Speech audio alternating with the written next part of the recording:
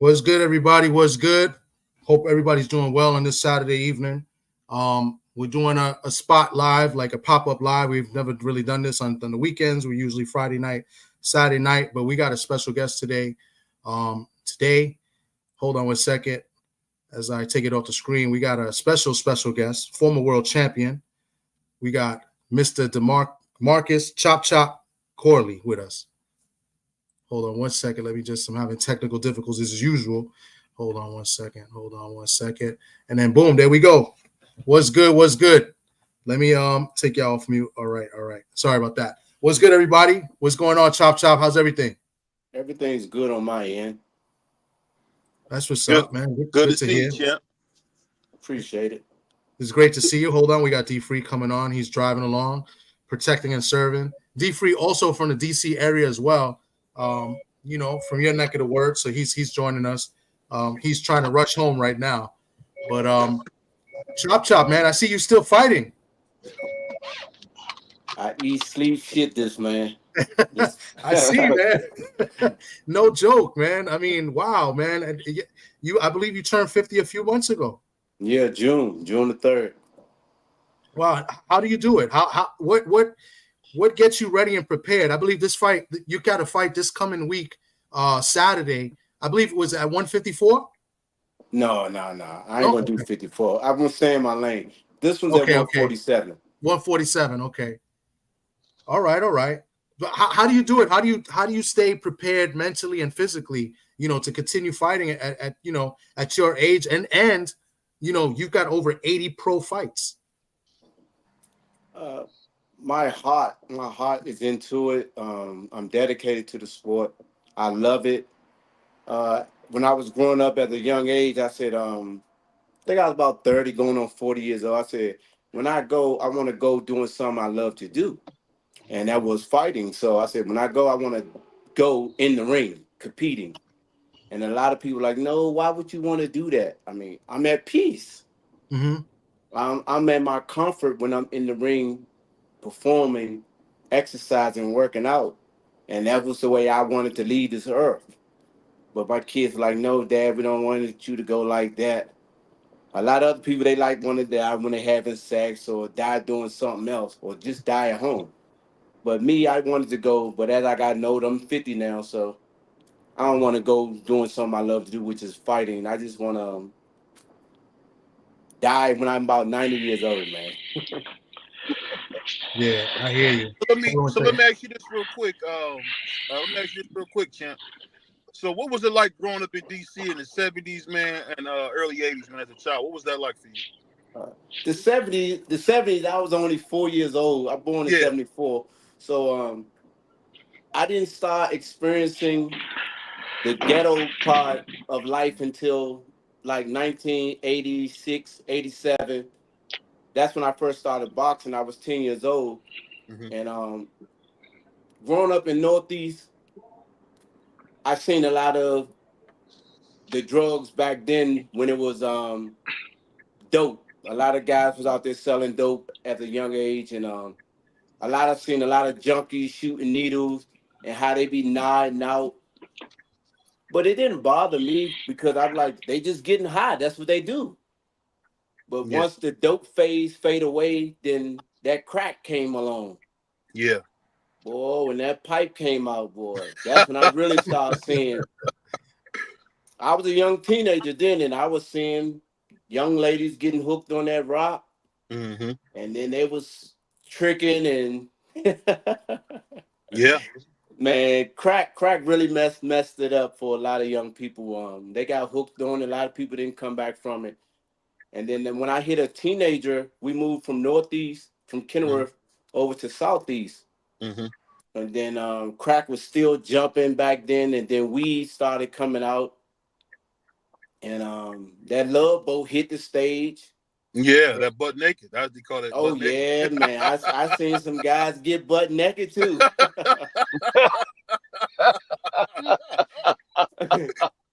Yeah. Wow. Back in the 80s, they had reefer. So everybody was smoking reefer. They was smoking herb, and they had the top paper. They would roll a joint.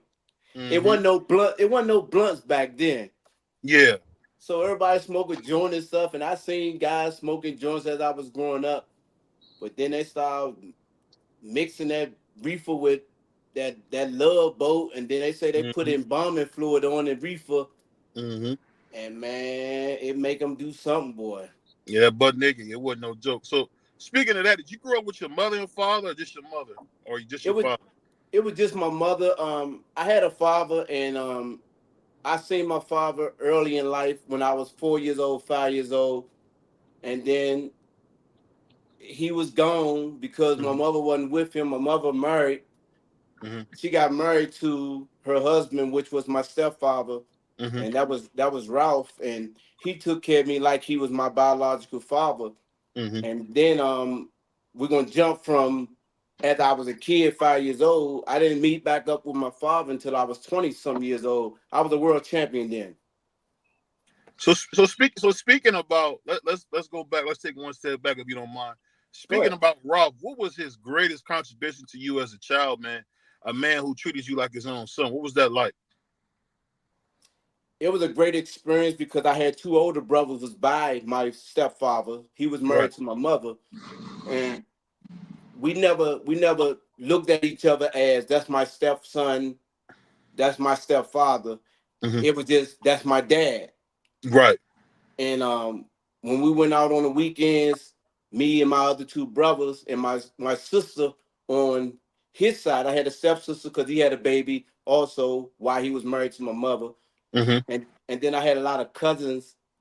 It was always a weekend that we all got together and we went to Shakey's. They had Shakey's out there on Pennsylvania Avenue and Pizza Hut.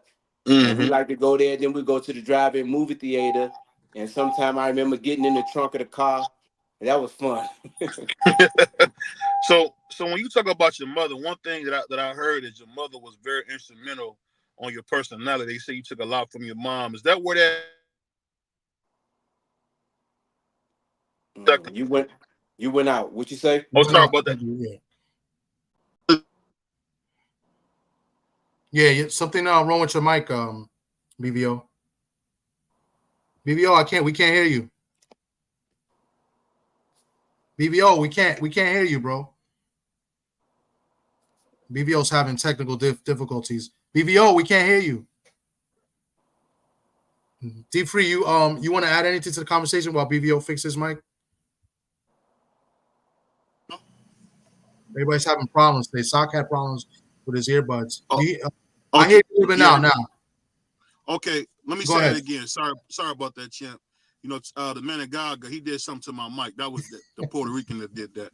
But what I was saying is, one thing that I read about you is that you take a lot after your mother as far as always being so willing to give and help. Where does that big heart come from? Like, it's so many fighters that talk about how when they were young coming up, you had no ego. It was always, what can you do to help? Where does that come from? I think it comes from the way I was born. I was born with a deficiency. A lot of Mm-hmm. people don't know I have asthma. Okay. Mm-hmm. And if you have asthma and you play certain sports, you can't compete to the level that the normal athletes do. Mm-hmm. And that was my main thing growing up as a young child. When I got into boxing, I had asthma. I had a lot of asthma attacks because I would have to go running after practice, or I would have to learn how to swim, and that would help build Mm-hmm. my lungs up. And I never liked going through those phases when I had to have asthma attack and I had to go to the hospital to get medicine or I had to get a needle. I don't like needles, but the needle will help me so much where my asthma will clear up. Mm-hmm. Hmm. So that being said, when you got into a sport like fighting, how does a guy who's known to be kind get into such a rough and brutal sport like that? I love boxing so much. I wasn't going to let asthma stop me from doing what I knew I was able to become. Mm-hmm. And I knew I was had the ability to be a world champion. I love fighting. I mean, fighting as a kid growing up out Kenilworth, it didn't bother me. You get hit in the face, you hit them back in the face. Hit in the stomach, you go back to the body, hit them in the stomach.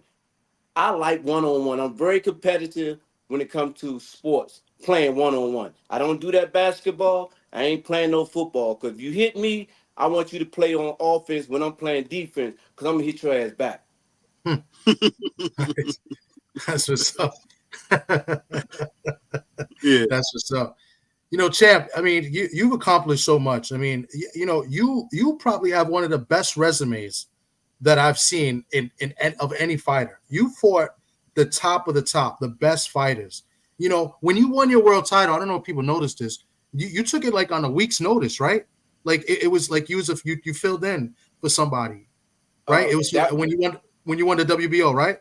Yeah, that was for this one, but this wasn't my first world title. My first world title was the USBA. Okay. And I fought Enil Julio for that, and that was my first 12-round fight. Okay. I went through hell. For that one. Yeah. Okay. Another fight. I mean, a lot of people go back and they talk about the Floyd Mayweather fight, right? You were the first one to really hurt Mayweather. I believe it was early on in that fourth round. You caught him with a right hand, like an overhand right, and you hurt him bad. Like, can you talk us through a little bit of that fight and the build up? Yeah, the build up for that fight. Floyd coming out of the amateurs in '96. He fought one of my best friends, James Baker. He beat James Baker. I think it was in the trials. And we never thought we would meet as a pro. I knew I was 139. He was fighting, I think, 125. But as years go by, he was just ready to go up to 140. He had to fight at 135, and he was world champion. He said he was moving up. And Arturo Gotti had the title at 140. So he wanted to get a shot at Gotti, but I had already had the title at 135 for that WBO slot. And I think I was ranked number 3 for the WBC. So they said, well, we'll do a fight off. You and Floyd fight for the number 1 spot for the WBC. And the game plan, I had Don Turner as my trainer and Andrew Counsell. And the game plan was to make Floyd fight. Do not let him box, because he's a hell of a boxer. And if you give him time to think, he'll play chess on you. And that's pretty much, what he's been doing out through his career. What's weird about not weird, but what's crazy about that, you got the Floyd fight after you fought almost like a year before that against Zab Judah, in a fight that a lot of people thought you won. That was Zab Judah got the split decision over you, and it was a close fight. What do you feel? Can you remember that fight? Take us back to the Zab Judah fight. Did you think you won that fight? I ain't gonna lie to you. By the knockdown that Zab got in the 3rd round, he got the nod for that fight. If he didn't get that knockdown, it would have been a split decision draw on my end. I was world champion. Zab didn't do enough, but when he got the knockdown in the 3rd round, he knew all he had to do is continue to box and stay away, and he was going to win the decision. And that's why he didn't exchange with me no more. He was running.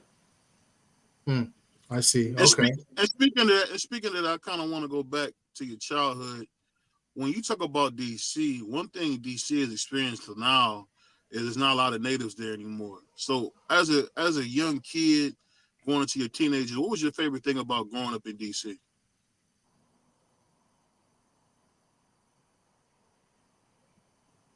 It's a lot growing up in DC as a young kid. I mean, I experienced boxing saved my life at the end of the day.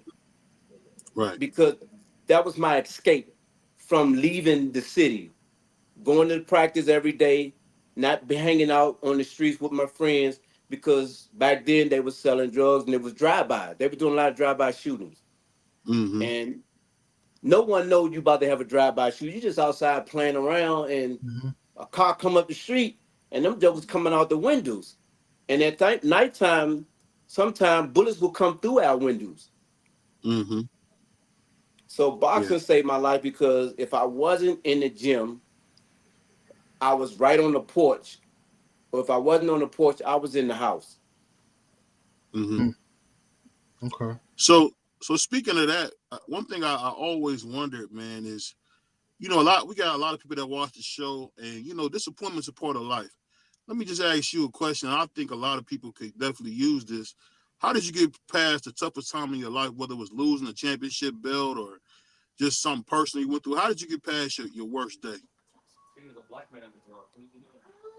Rephrase that question again. Give it to me again. No, what I was saying is, you know, a lot of the young guys, a lot of young people watch our show. How did you get past your worst day, whether it's losing a title, something personally you went through? How did you get past those rough times? Oh man,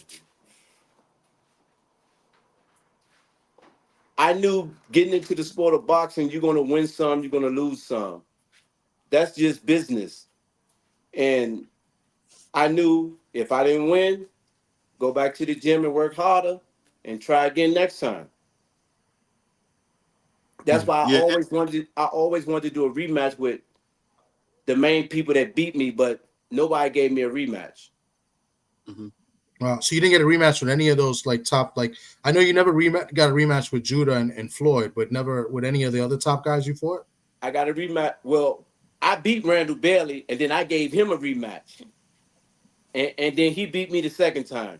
I was much older then. Okay. Mm-hmm. And the guy I got a draw with, what's his name? I got a draw with the guy, I can't think of his name, but we did a rematch. My first draw, and then we did a rematch, and then I beat him the second time. Okay. So I'll be remiss if I didn't ask you this, champ. Now, one thing, there's this kid that's coming up. He's at 140. He was at 135. Undisputed champion, you know, a monster type of guy, two-time lineal champion. What you think about that young guy, Teofimo Lopez? Teofimo, he's a great fighter, man. He got talent, he got skills. I would love to got an opportunity to fight him, but that didn't happen because of promotions-wise. And at that time, I was pretty much going out, and he was rising up at the top. You was gonna step in the ring with Teo. I tell you what, you're a true warrior, man. That's like getting in the ring with Floyd again. That's crazy, man. You got a pardon my friend BVO. He's a big Teo fan, and you know he'll say some crazy things about Teo. So you got to excuse him sometimes. yeah, because he's making Teofimo like he the boogeyman. Yeah, he said, "I want you willing to step in the ring with Tank? Now Tank is a motherfucking boogeyman. Mm-hmm.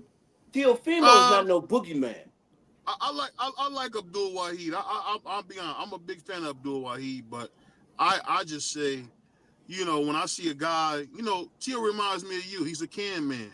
It don't matter who it is, African, American, German. It don't matter who it is. And one thing about you, Chop Chop, you fought anybody. You should put their ass in there. And Teo's like you, whether it's Loma, Josh Taylor, put your ass in there. You know, we call out Boots. You know how it go, man. So I'm just saying, you know, when I see a guy of your same ilk, I gotta ask him what it's like, man. What you think about it? Well, when you can't say the can man, because you know that nigga some shit. No. I want to fight that motherfucker right now. I was going to ask you that too. I was just about to ask you, did you ever wanted to fight Adrian Broner? I worked with AB in camp. He the first joker that gave me my hoverboard. Yeah. Really? He gave me the first hoverboard, man. And ever since then, I be riding shit out of them hoverboards. I got like 2 of them. So that being said, when you talk about boxing, you said you love it. One thing I can say is I can still hear the passion. Oh, he got knocked off. He got that Obama phone, so you know he got bad. But let's go back to that before D Free starts up. But speaking of Teo, these young fighters now, what do you think about the way these young fighters are moving? Not just in the ring, but outside the ring as well. Because you know when you came up, what the social media stuff wasn't really popping back then. You know you didn't have that. What do you think about today's era with these young fighters? Outside of the ring. As well as inside the ring, if you see any of them that you think are, like you said, you like Tank, he's a bad man, but like any other guys you notice and inside the ring that you like, the young guys and, how they're moving outside the ring as well. I like the way they're moving outside the ring. I don't see a lot of the young fighters that are out there now getting in trouble the way they were a couple of years ago. like Tank was getting in trouble. He grew up though. He mature. Adrian Bruner, he's a fuck up. But these younger fighters who are starting to get them big paydays, I don't see them getting in trouble. That's good. Because I think they're learning from the other fighters' mistakes like Adrian and Tank. Okay. But what about like their moves? Like you see like for instance, all right, we'll go to Tank because Tank is, he's not from these, he's from not that area. He's from Baltimore, but his moves, like, are you okay with him fighting, this pay-per-view fight against, Lamont Roach, bringing him up in weight? Is that okay? Are you okay with matchup like that? I'm okay with it. Lamont wanted to go up in weight. He's already looking at his body's growing, and he has a title at 30 already. So he know I ain't got to drop no weight, and Lamont probably walking around at 150. True. And then he dry out and make 130. So he's looking at, I'm filling out already at 35. I can go ahead and move up, and if I get the opportunity to fight Tank, it's a payday, and he's still world champion at 130. Yeah, that's cool. But I mean, it's good. It's good. In my opinion, that's great for Lamont Roach. I mean, I'm happy for him. He's going to get paid. He's got a big opportunity. But for a guy like Tank, when you got other champions at 135 and even other champions at 140, I mean, this guy is one of the top three, 4 or 5 guys as face of boxing. Like, are you okay with him fighting Roach and not fighting one of these other top champions? With him being the face that he is of boxing? I'm okay with it because the other fighters who are champions, and you can name them, are they connected with the same promotion umbrella? Is Tank with? If they're not sanctioning with the same promotion company with PBC, that's a problem. Yeah. They may be with Golden Boy, they may be with Bob Earn. That's a problem. So they got to negotiate, and it's all about the money at the end of the day. Also, ticket sales. Yeah.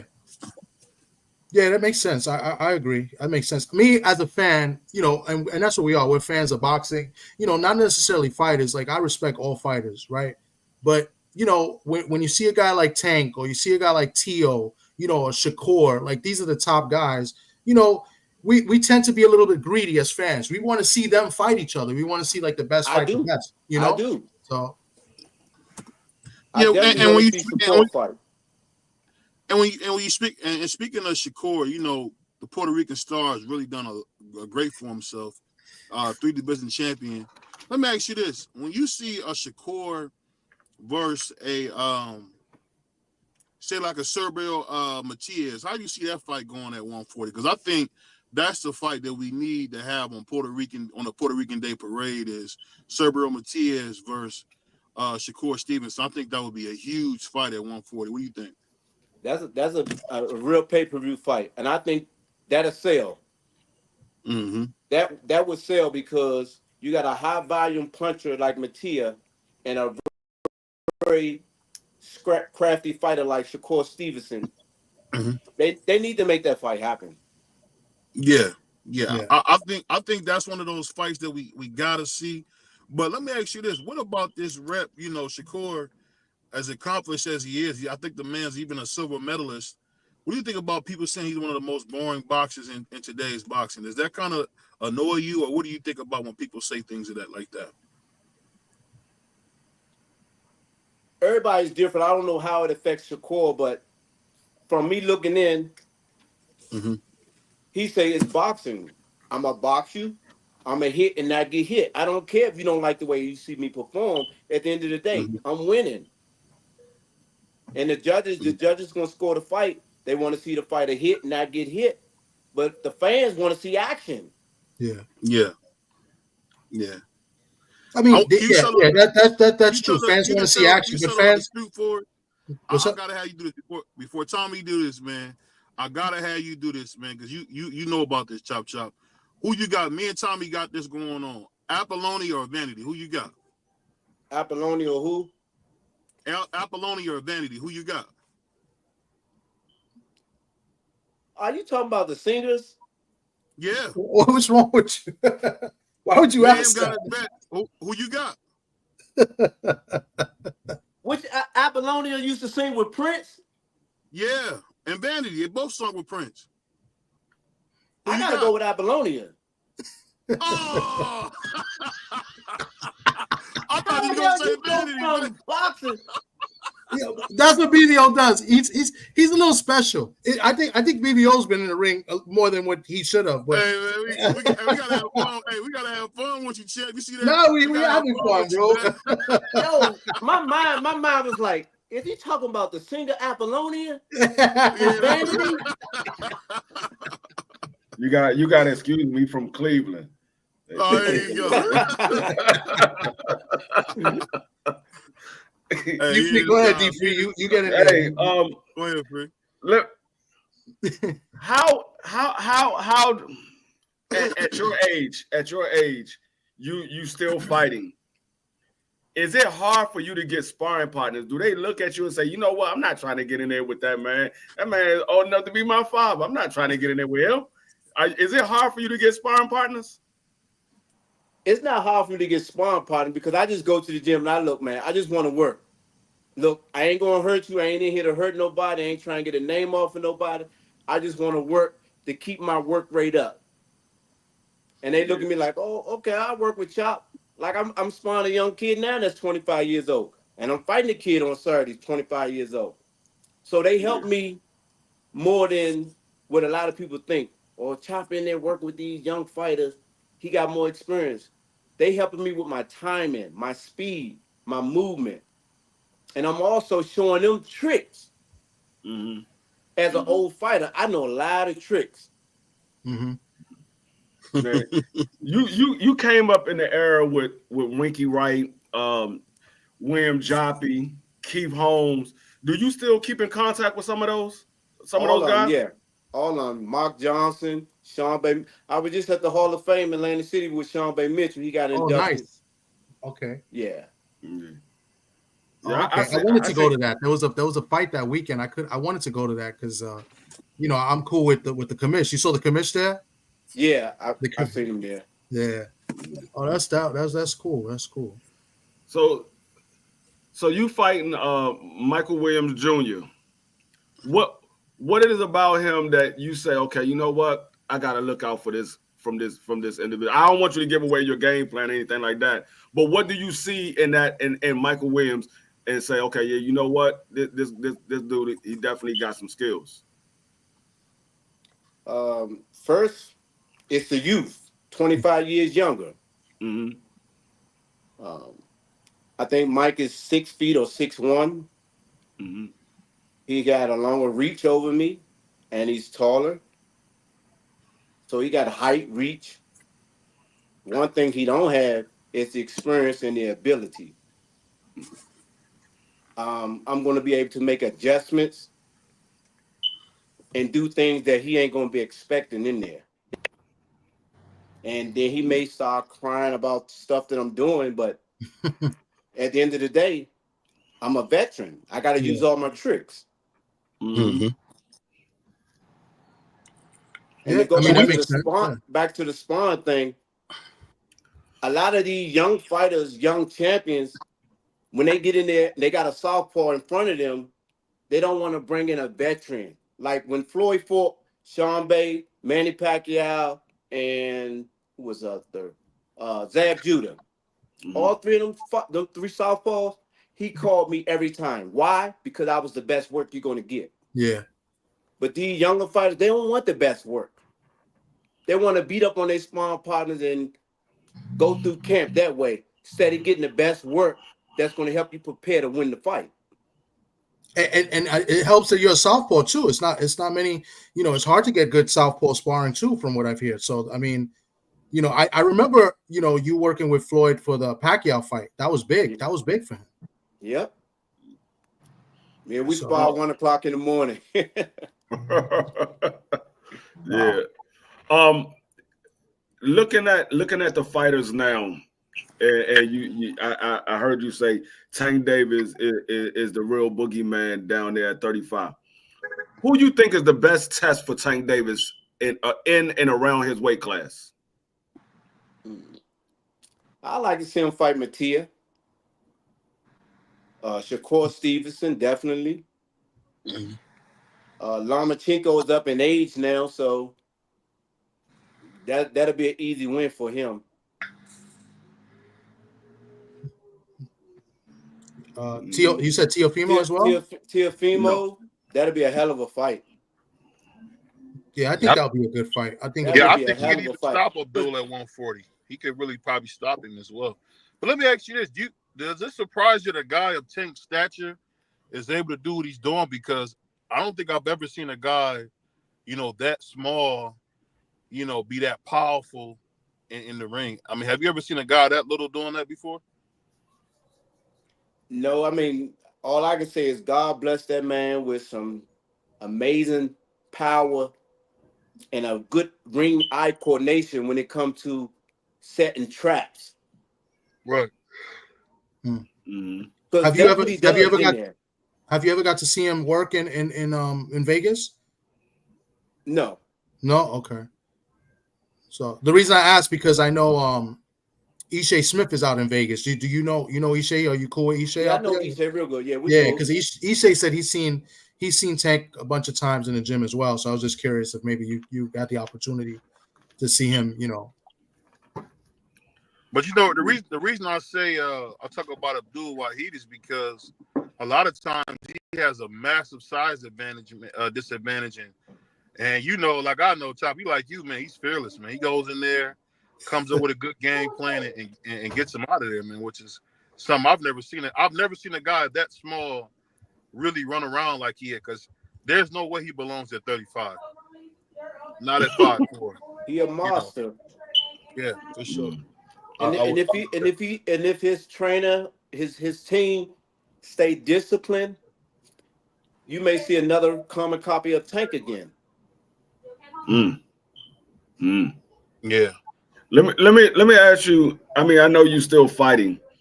But was there ever a fighter that you wanted and you never got the opportunity to fight him? They retired now. A couple. Sean Bay Mitchell was one. He was the first one because I was WBO champion and he was WBA champion, and we both from the same era, DMV area. I wanted to fight to see who was the best. Yeah, that would have been a good fight. I remember seeing Sean Bay right after he had a fight. I forgot who he fought, but he had a go-go band and they was playing at the LaFonte Blue that following Sunday night. I'm like, wasn't you just fighting? You up here with the go-go band at LaFonte Blue? But Sean Bay was always out around the folks. And him and William Joppy. I used to see William Joppy all the time. William Joppy used to come past the neighborhood and just sit out there and chill and talk to everybody. And matter of fact, I seen you not too long ago. You was in DC. You was walking down 8th Street. And I was actually working at the time. I was like, oh, they go chop. I was like, because matter of fact, you had just did an interview with BFTB. You were just on with BFTB, and I seen you a couple of weeks later after that. You was in DC on 8th Street. I was like, oh damn, they go chop right there. I just seen them on the live. I love my city, man. I can't wait to get back home to play some horseshoes. How often do you come back? I live back in the city. Oh, you still live out there? I'm back in the city. I came out here for camp. Oh, okay. Because I remember the last time you said you were staying out in Vegas, so you came back. Yeah. Okay. That was a great idea. Safe no more though. You said what was that? I said it ain't safe no more in the city. You gotta go to point A, from point A to point B. You can't be lollygagging. Most definitely. Yeah, but you got guys like D-Free patrolling the streets, so you good. D-Free out there protecting and serving, man. Yeah, I mean, those young kids out there in DC now, they much wilder than it was back in the 80s. Like back in the 80s, a lot of guys had a purpose of who they was going after. Nowadays, they just be outside playing, and straight bullet go down the street, hit an innocent person for no reason, just because they was outside playing. Mm-hmm. Yeah, there's a question in the chat. I told people that if they got questions asked. So, are you aware of the Devin Haney, Ryan Garcia lawsuit? What are your feelings on that? My feelings on that, you got paid, Devin. Ryan, both of y'all got paid. Are y'all suing Golden Boy for what? Well, actually, I think this lawsuit is against Golden Boy and against Ryan as well. So I think the accusations is because of the PEDs is one of them, and I think the payment too. I'm not too sure what the whole lawsuit is about. I didn't read up on it. I mean, I just know that the PEDs is part of it, and then and I think they're suing Golden Boy as well for not getting payment. Yeah, they said they didn't get all of the money that they believed they was due. I guess the back end from the pay-per-view, they believe it was more money on the back end than what they received. Well, my point on that, I hope Oscar didn't cut no corners and cheat nobody out no damn money, because at the end of the day, Devin ain't gonna never be the same because of Brian cheating. He took a serious beating in that damn fight. And you will see his next performance, how fucked up he really gonna be.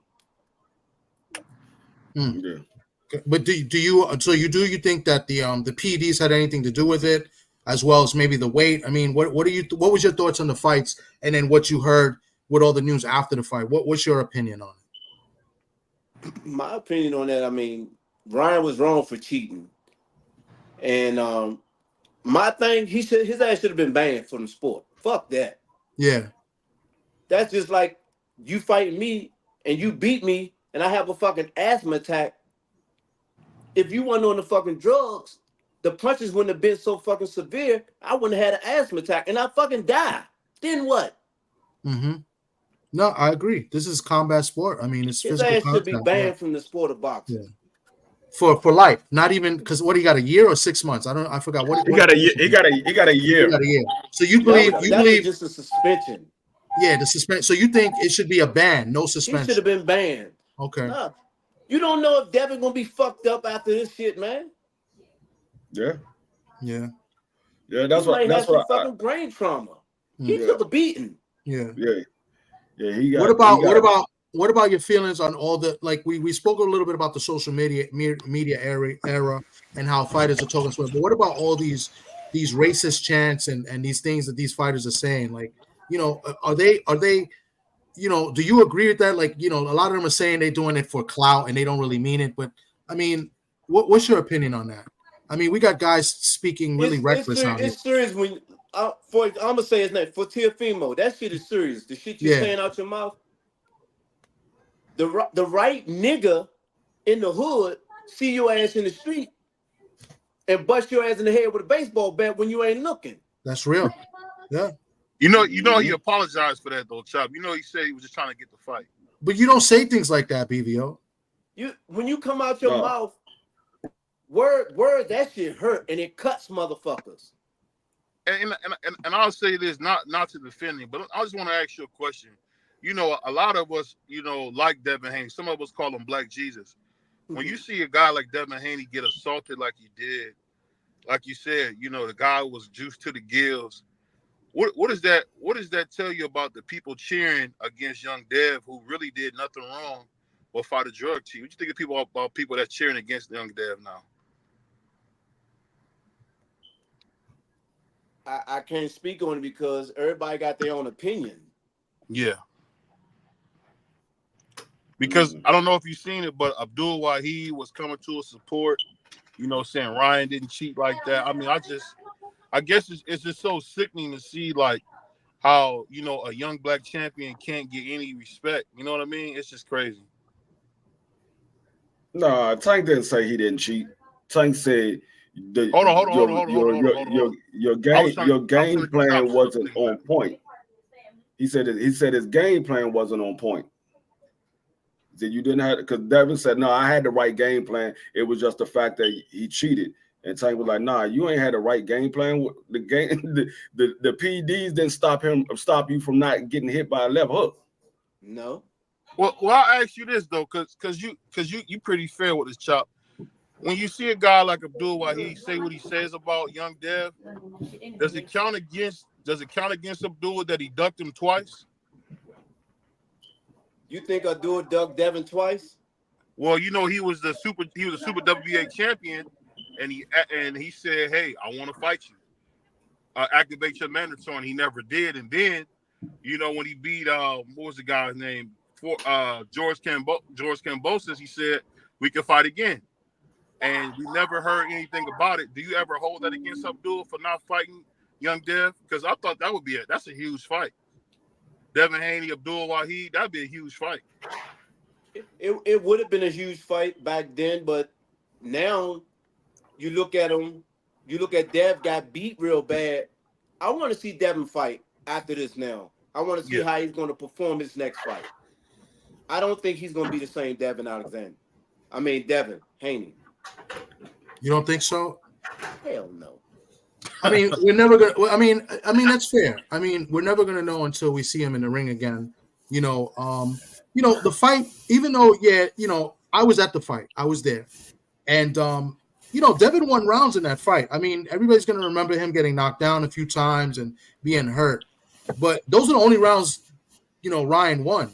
Now, whether or not that hurts Devin in the next fight, if he's scared to get hit, I mean, no fighter should be scared to get hit, but I'm just throwing it out there, like, if it's in the back of his mind, you know what I'm saying? Like, I want to see it. I want to see if he's going to be. I personally think he'll be fine. I think but let's see. I mean, I think people are counting him out a little bit too early. It's one fight. He's still 26 years old.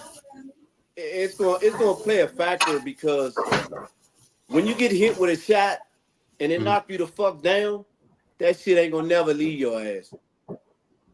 Right now, to this day, I fought Zab in 2003. It's been 21 years. I ain't gonna never forget that motherfucking jab cross. Wow. That left hand put me down. I said, damn, that motherfucker fought me. But you still fought well in that fight. That fight was close. I got up, I shook it off, and I was on a hunt after that. Yeah.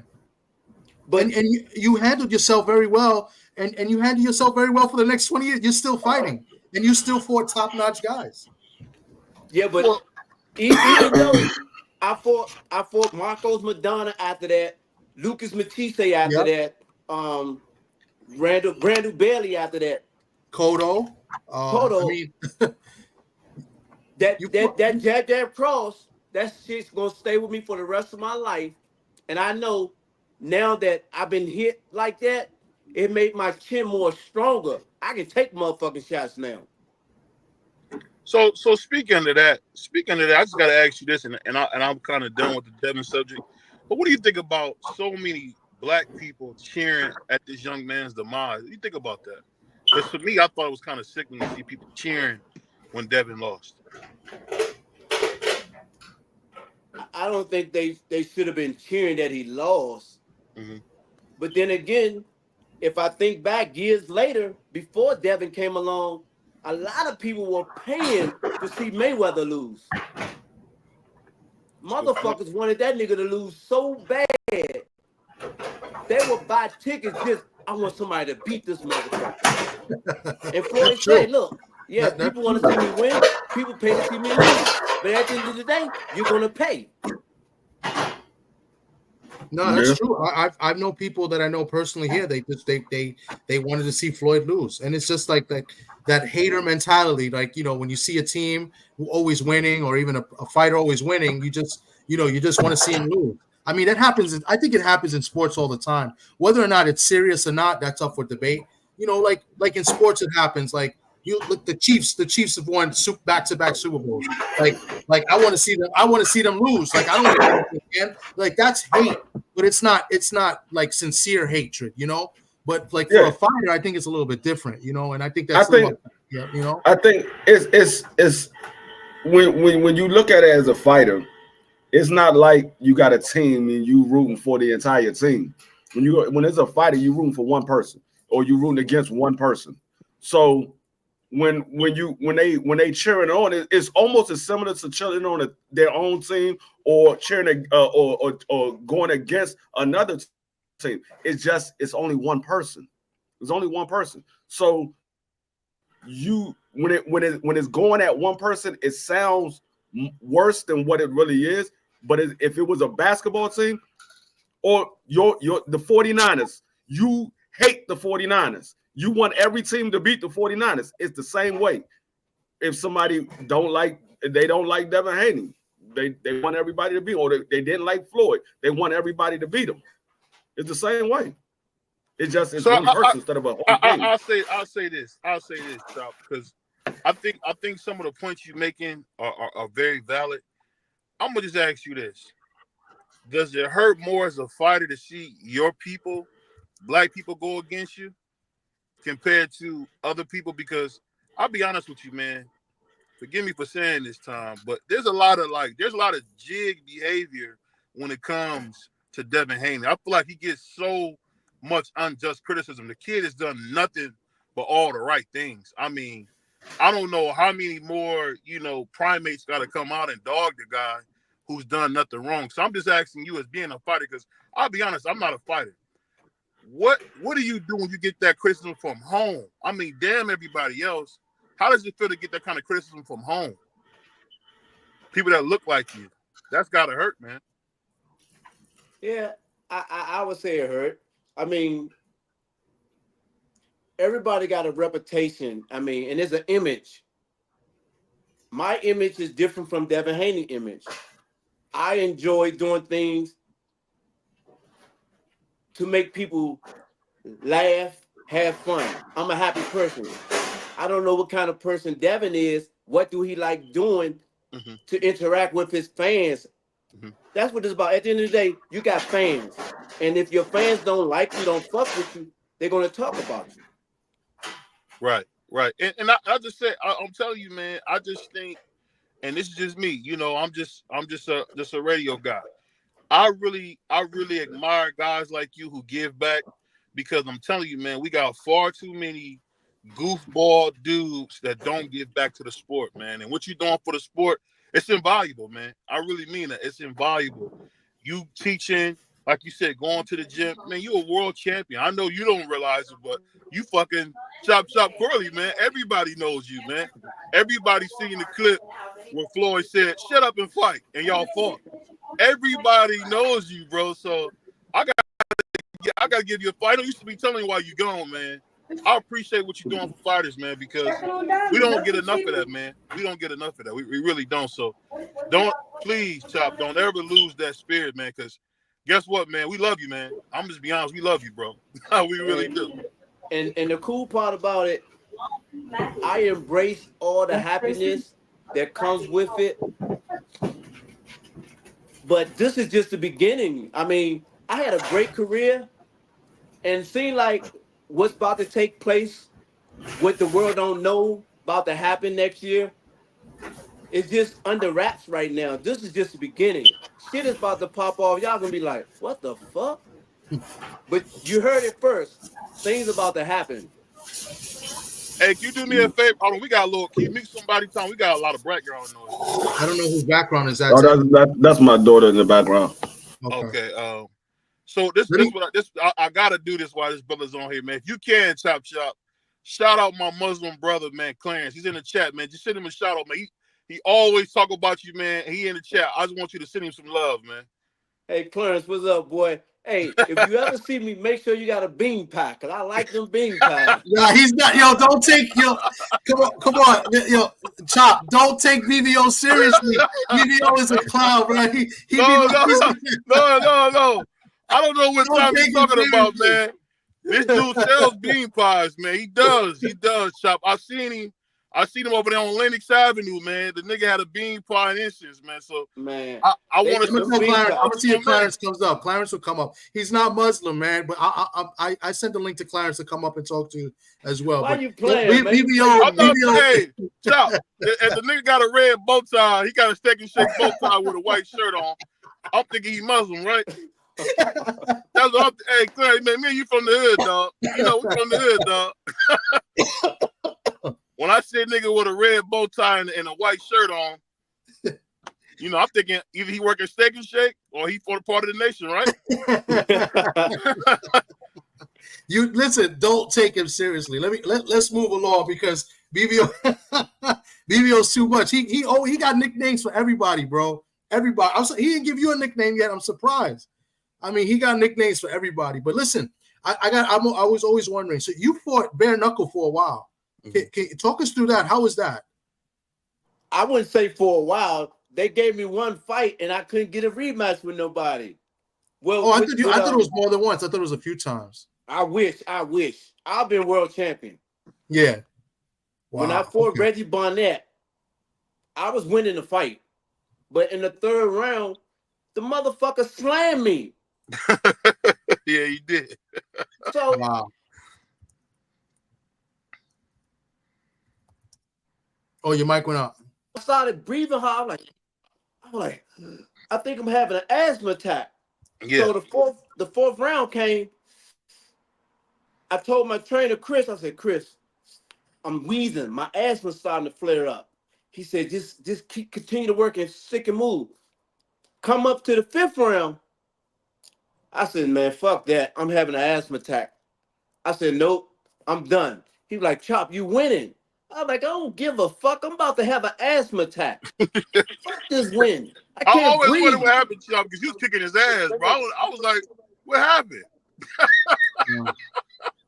Well, now we know, man, because you was kicking his ass, dog. Maybe because you was in a fight, you didn't see it, but you was kicking his ass, man. I thought he was going to quit.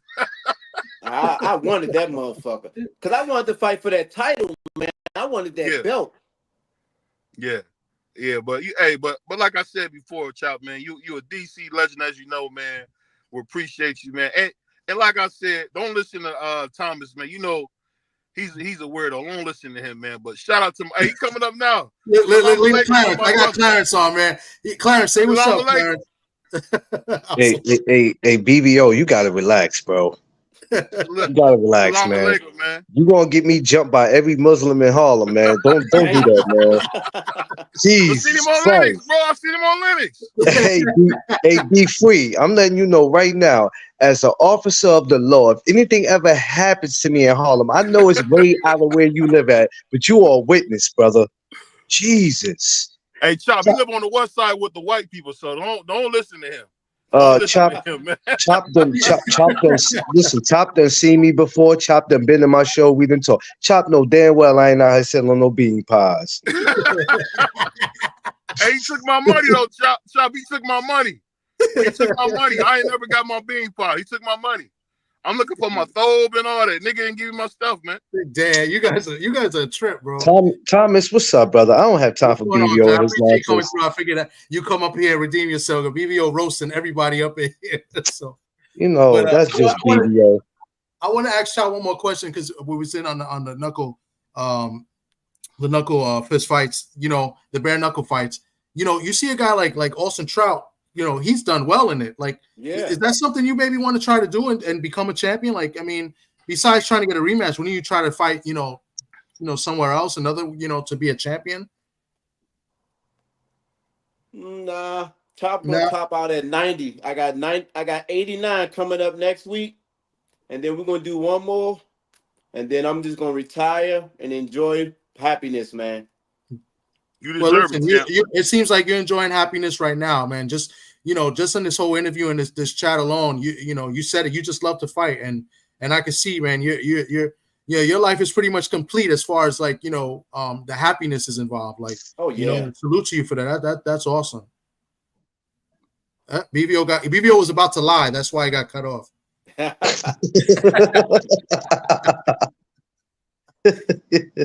But, oh man, y'all crazy up here, man. But what's up, Chop? What's up, Chop? How you feeling though, man? Oh man, I'm good. I'm ready to fight next week, man. I can't wait. How did that come about though, Chop? You and Michael Williams. When I first heard that, I laughed at it, right? And I was like, nah, man. I said that's a joke. I said Chop is not going to do that. Until I talked to his father, he was like, nah, man, it's a go. And I'm like, oh, hell no, I got to call Chop on this. How did that come about, though? I got a phone call from Mike Sr., and he said, Chop, what's up? I'm like, nothing, just staying ready so I ain't got to get ready. I'm working. He said, I see you. You always working. He said, well, I got something to ask you. I'm like, what's up, Mike? He said, well, I don't want to be disrespectful and come out the wrong way, but would you be interested in fighting Mike Jr.?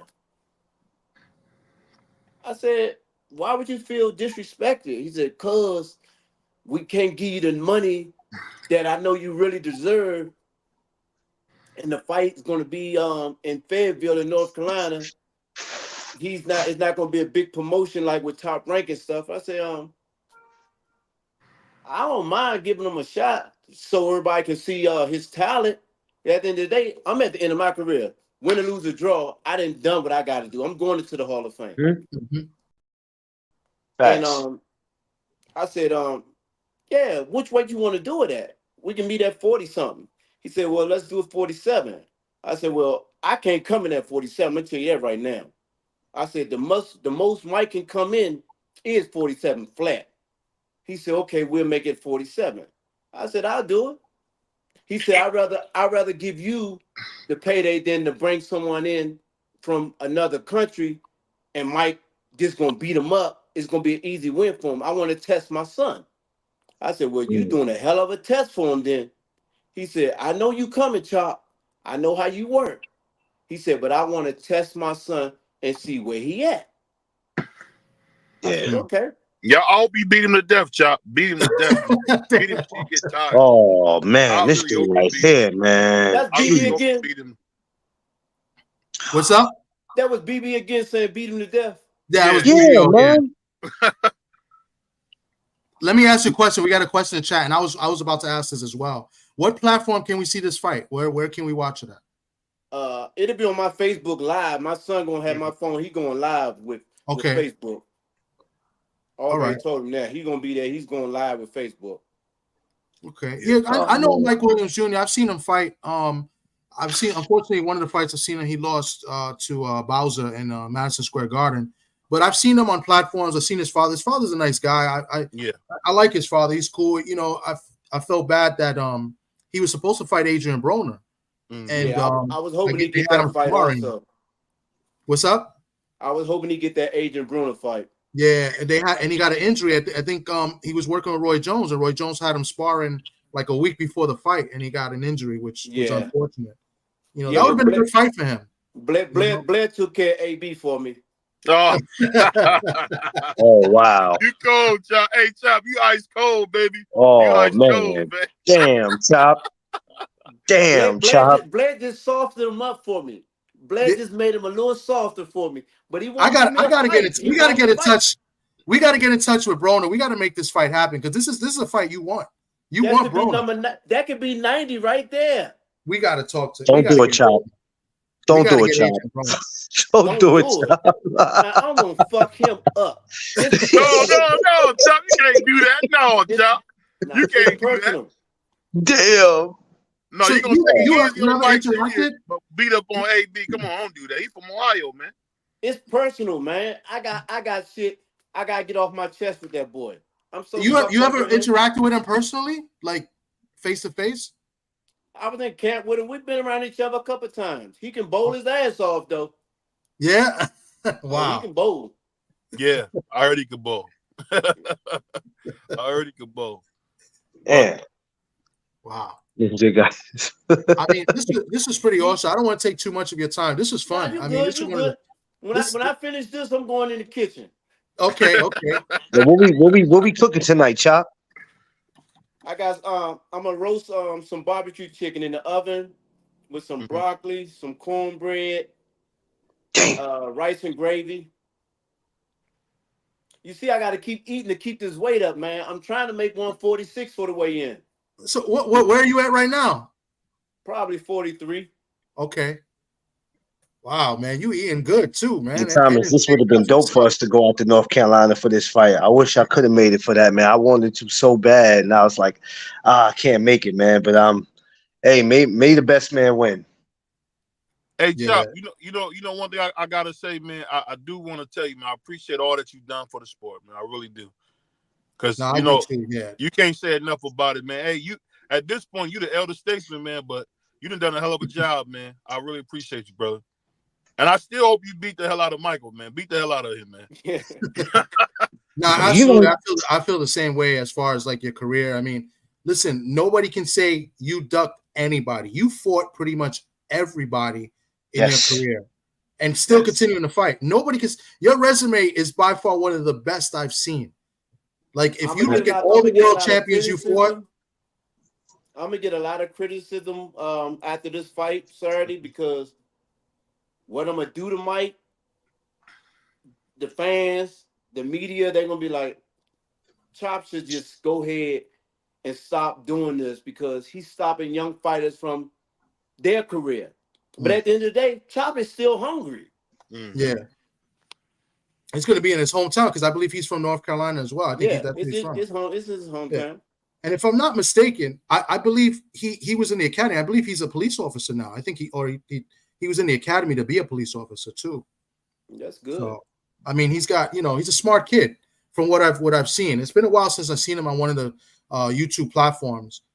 Him and his pops. How old is he? Kid. 25. Yeah, he's not no kid then, Tom. He's 25. He's a grown man. I mean, to me, he's young. I mean, I'm old. I'm up there too. I'm close to Chop. Yeah. Hey, tell this dude to stop, man. He act like he's the oldest man in the world, man. I said I'm close. I'm close. I'm 40. I'm 47, bro. You look every bit of it. You getting up there. Lord Jesus Christ. This is what I got to put up with. But BBO's a good dude. I don't care what anybody says. Hey, yes, sir. Hey, Chop. One thing I gotta say, man. You gotta come celebrate this with us, man. We about to hit 3,000 subscribers on YouTube coming up. You gotta come celebrate with us, man. That's a bet. Yeah. I ain't gonna lie to you, Chop. When I need a good meal, I ain't gonna hold you. I told you this before. I'm pulling up to your crib, man. So get prepared for it. All right. Well, next year I'll be back out Vegas, so you have to pull up out here. Oh, I ain't got no problem. I never got to go to Vegas, so that I'm definitely working on that. You got an invitation to my house. That's what's up. D-Free, you got anything to add? D-Free, I think he's in the middle. Oh, there you go. There you go. You over there having a party. But when you do come to the house, you got to learn how to play horseshoes. I got to show you. Play what? I never played that. I gotta see. I never played that. You did mention that you play horseshoes. You pretty good at horseshoe? I'm a certified lead player. Wow. Oh yeah, you gotta teach me that one, Chop, because I don't know that one. I'm more of a cornhole type. I could play some cornhole. Yeah, I'm okay in cornhole, but that take practice just like horseshoes. There's an art to it. Yeah. Okay. You're a Commanders fan too? Are you from the DC? You're from DC. Are you Commanders fan? I ain't no football fan. I used to be New England Patriots, but I ain't football no more. Oh man, you're breaking D-Free's heart. D-Free's heart is broken right now. Them damn Redskins just got niggas' hopes up high. And you see, I call them the Redskins. They ain't the Commanders. Look at D-Free. As soon as he said that, D-Free came in. We can't hear you, D-Free. I got a couple of tracksuits that I'm doing. The NFL tracksuits. I got 3 Redskins and 2 Cowboy suits being made right now. Okay. Yeah. Gotta get you a Browns one made too. Wow. People, that's what the clients ordered. They ordered Reds. They wanted Redskin. My brother got a Redskin one, but he got the 3-time Super Bowl champion tracksuit made. Oh, for the red. Oh, that's dope. Look at you see D-Free. D-Free, you're breaking up though. I don't know why it's so D-Free showing you that Ostarine. That's that Ostarine. That was a jar. Ostarine. Hey, that's a jar. The bad thing about it is the bad thing about it is he wished daggone Deshaun Watson had some option with his no throwing ass. Oh no. Damn, D-Free, man, he's not a Commanders fan, man. That's messed up. He like the Patriots. I can't believe he was a Patriot fan. Hey, I mean, how can you? I mean, Tom Brady was the best to ever do it. I mean, I ain't mad at him. I was a Tom Brady fan. He throw that ball, boy. I like that. See, when I played football when I was 14 years old, I played wide receiver, so I always wanted to catch the ball. So that means you was around when Art Monk was playing, and he was one of the best receivers. Art Monk was a monster. Yeah. Yeah, Daryl Green was nice. He wasn't no Deion Sanders, but he was nice. Daryl Green was nice. It's like somebody just got slammed. Yeah, mute the mic. Mute the mic, free. That's free. Yeah. I think we're gonna close it up. I'm gonna let everybody go and enjoy their Saturday. Hey, mute his mic real quick. Tommy. Free, you good? Because his thing is I'm good. I'm good. All right. Listen, if you guys got any final thoughts, we could go ahead, but I'm gonna let everybody enjoy the rest of the Saturday night. You know what I'm saying? We got some fights on tonight. There go D-Free just popped. His service was a little messed up. He'll probably pop up. But we got some fights tonight. You looking at you still be watching the fights? You're interested in any of the fights tonight? Chop. I ain't watching no fights now. I'm focused thinking about my fight. all right. I'm so ready for this camp to be over with. I'm ready to fuck this nigga up. Wow. Oh my God. Yeah. Hey, don't hold bars, man. Get him out of there, man. Get him out of there. I know you can. Oh my God, you Chop. Jesus, man. Hey, you know how the streets say one way? That's the way I'm coming. That's way. What's up. Hey, I feel you, man. That's yeah, I love it. I'm definitely gonna tune in and watch that. And you know what's crazy? I'm gonna be at a game, so I should be back in time. I'm definitely gonna tune in. So you said Facebook Live, but I'm sure there'll be other platforms too. But I'm definitely want to watch. I'm intrigued. I want to see the, the quote unquote old man do his thing. You want to see the 50-year-old guy look like he's 25 again? Oh man, that's what's up, man. Yeah. But Chop, man, this has been great. I really appreciate you coming on and speaking with us. Seriously, I appreciate you. Man. Great. I'd love for you to come back on again. Maybe after the fight next week, we'll have you on the week after. BVO, he has the channel as well. BVO, he does interviews over there. I believe he was going to try to get somebody who was that, BVO? Bernard Hackett.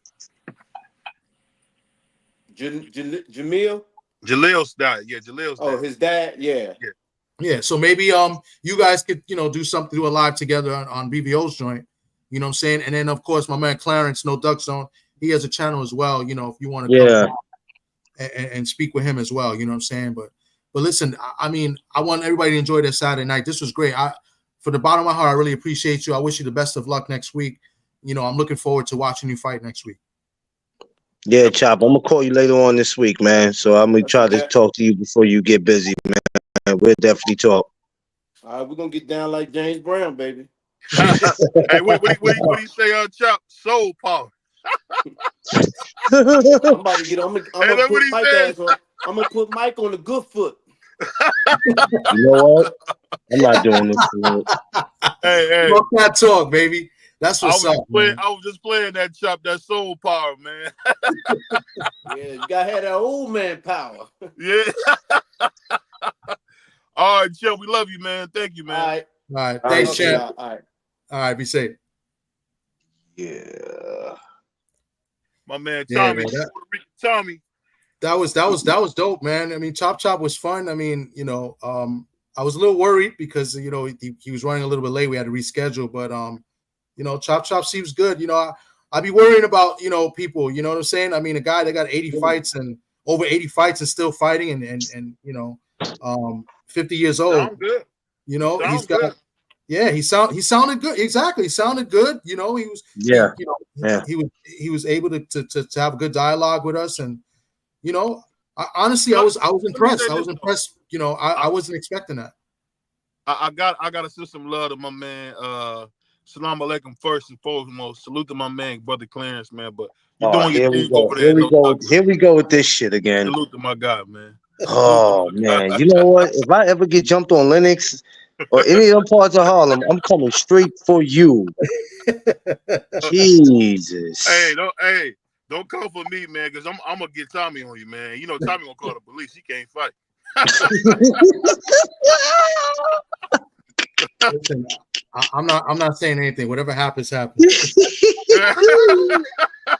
Hey, Tommy be sitting on the police car. Him right there, get him. I'll be like, he's over there. I ain't dealing with y'all. I don't know where he's at. I don't know where he's at.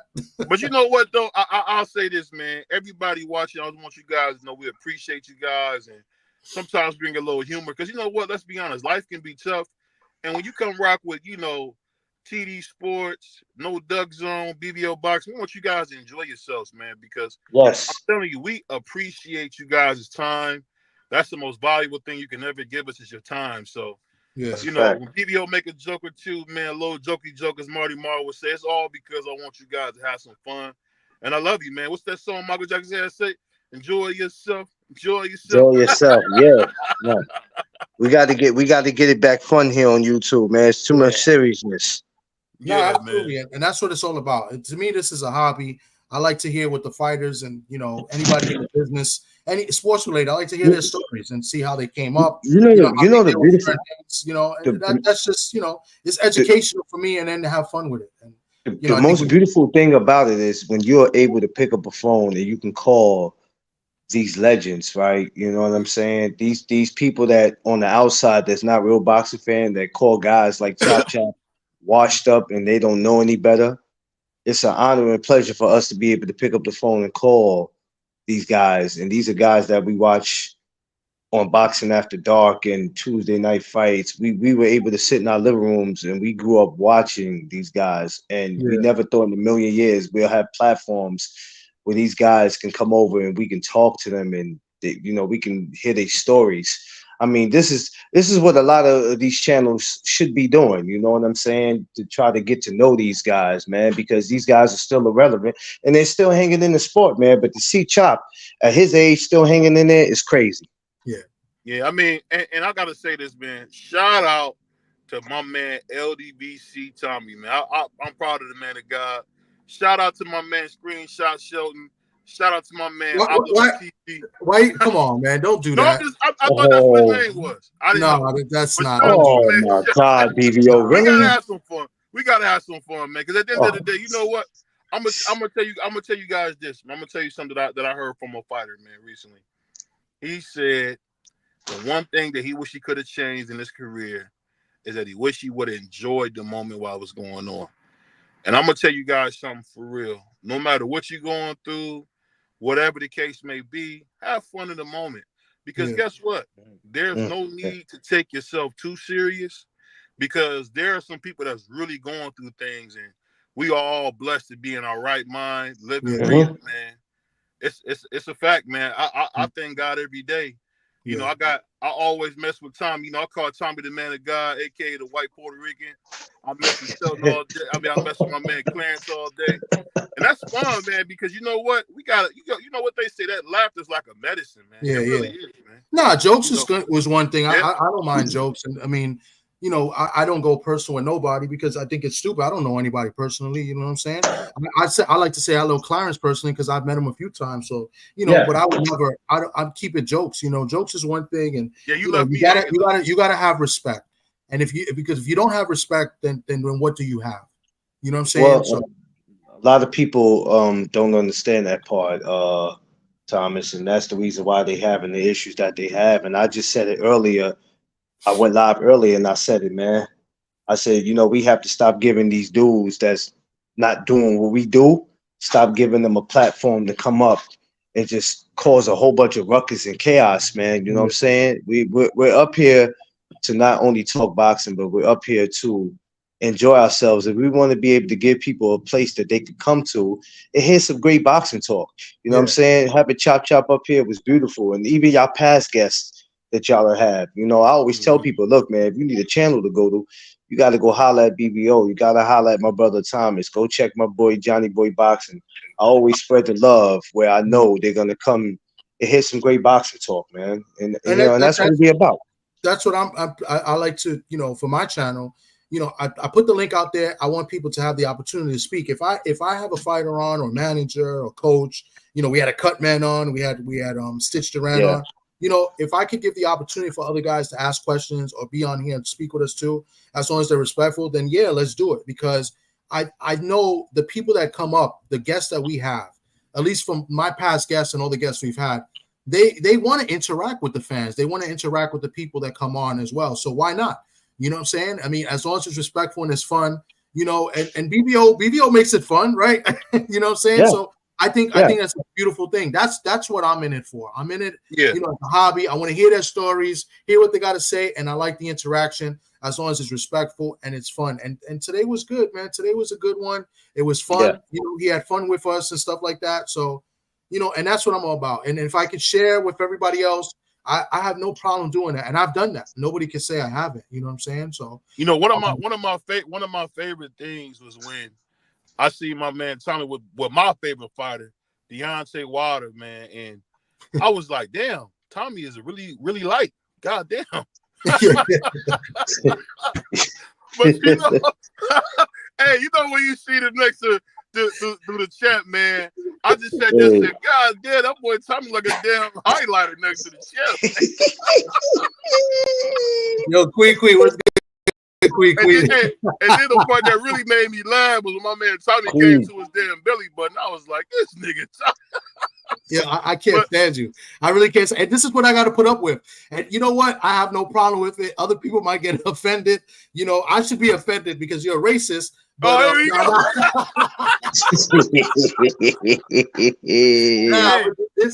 it's all jokes and fun at the end of the day. So you got one coming, though. You got one coming. And you know what? I didn't even bring up how you cried when you seen Wild. I got the video. I'm about to put it out. See who cried when I saw who? Oh, you cried when you seen Wild. I seen the tears on your cheeks, man. You cried when you seen it. Yo. I thought you had met Minister Farrakhan. You was crying so damn hard. My niggas, hey, did y'all see the video? Now I want y'all to see this video. It's probably still up on Saturday Sports Channel. My man Tommy was crying. You're so full of shit. Go to the video. Don't forget what BBO saying. Go to the video. What video? My brother Tommy was crying like a newborn. I thought he was Chinese. He was crying so damn. What video was this though? No, because 78 put videos of us at the meet and greet in Atlanta, and there's videos of me there and everybody that was there. And he's trying to say that I was crying when I saw Deontay Wilder. You can't take this guy seriously. Hold on, why was your face? Yeah. Your face was beat red. Because I'm light skinned and it was hot out there. Oh, you know. You're such a. You see how he said, "Hey, what he say? Didn't the man just say he didn't cry, but now his face was beat red? Get out of here, my face is red right now. You cried like a newborn. You like pale as what? You white as snow right now. Yo, you know what? I'm not doing this with BBO. I'm done, man. I'm about to go watch the game. Shout out to my big brother. Shout out to my big brother Tommy. Shout out to my man. Yeah. Your brothers definitely give me a lot of inspiration. A lot of people love BBO, and guess what? I love you. There's nothing you can do about it. We almost had 3,000 subscribers, almost 2 million views, 2 years. God is the greatest, man. God is the greatest. Thank you, Puerto Rican Tommy, for giving me an opportunity, man. Shout out to Tommy for that, man. And I want to thank you, BVO. Thank you, Clarence. I want to thank everybody in the chat that came through today. Special thanks to Chop Corley for coming in and chopping it up with us. Chopping it up with Chop. How original. But you know what I'm saying? But I really do appreciate you guys. You know, we had fun. Hopefully we could do this again. Go subscribe to BVO. Go subscribe to my man Clarence, No Duck Zone. Those are two good dudes. I don't care what anybody says about BVO. I vouch for BVO. You know what I'm saying? Everybody knows who Clarence is. Clarence is a good dude too. But yeah, man, this was fun. I really enjoyed it. And I appreciate everybody that came through. Until the next one. And I'm going to go watch the Yankees play right now in the boxing. Yankees 1 game away from the World Series, baby. Let's go, baby. Yankees. Let's go. Let's go, Guardians. Yo, peace out, y'all. All right, guys. Later.